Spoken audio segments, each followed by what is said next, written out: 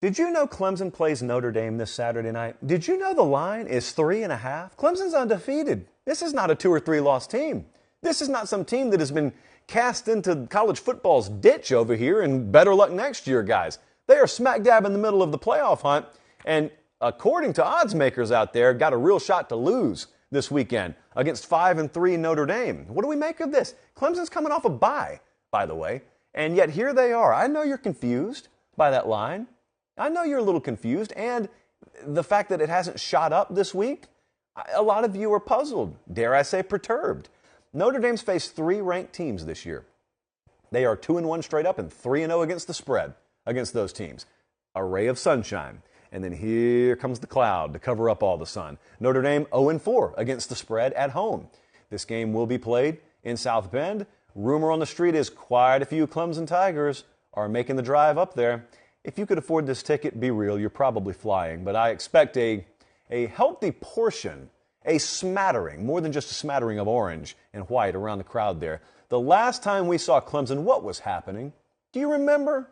This sport tends to make your mind a little foggy. I'll refresh your memory. You saw Clemson, according to a lot of you, luck up and end up beating Syracuse 27-21. A lot of you think that was referee aided. I don't care, because I see horrific officiating all over this great land of ours every week. So you benefit from it one week, they may get jilted by it this weekend. Cade Klubnik replaced DJ Uiagalelei in that game. That was the noteworthy takeaway. And then Dabo afterwards said, DJ's still our leader, he's still our starter, so we have every reason to believe that DJ will start this game. This, in years past, has been the moment where if Clemson's going to end up being a great team and not just a really good team, they start to click. It still very much remains to be seen whether this particular version of Clemson has the ability to climb the final couple of rungs on that ladder. Because I would argue relative to their vintage teams, they're still a couple of notches below that. However, let's also not ignore there may not be an elite team in college football this year. We're getting this argument a lot. Like, well, Tennessee's not 2019 LSU. What if you don't have to be that good to win the title this year? Boy, this Bama team's not even close to their 2017 or 2020 version of themselves. What if you don't have to be that good to win a title this year? And likewise with Clemson.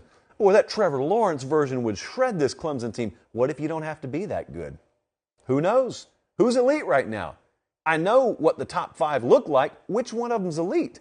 So keep that in mind as we ask ourselves how much better Clemson has to get. First thing they got to do is win this game, though, because if they lose, it doesn't look like, at the moment, it doesn't look like the path is all that great for them to be in the playoff. Here's the billion-dollar question in this game. Where does Notre Dame find enough offense? Line's 3.5. That's great. But where do they find the offense? Clemson defensively, they're top 10 in like most every major statistical category. Rush yards per attempt, rushing touchdowns allowed, though. They shut you down on the ground, and doubly especially shut you down if you can't threaten them through the air. This reeks to me of like the NC State game 2.0. Actually, NC State was probably a little better at quarterback than Notre Dame is with Drew Pine, and we saw what happened to NC State. So Drew Pine, his last 3 starts, you see that number, 49% completion percentage. That's good for 125 in FBS. It's just not going to work against Clemson. So I'm not saying there's not a path.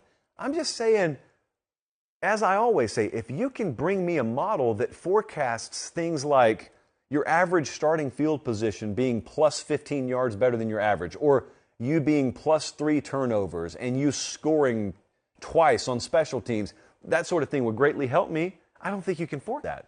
And so outside of that, I just don't know where they find the offense. I mean, Clemson could put up like 23 points here and be good to go, because I don't know where Notre Dame gets the offense.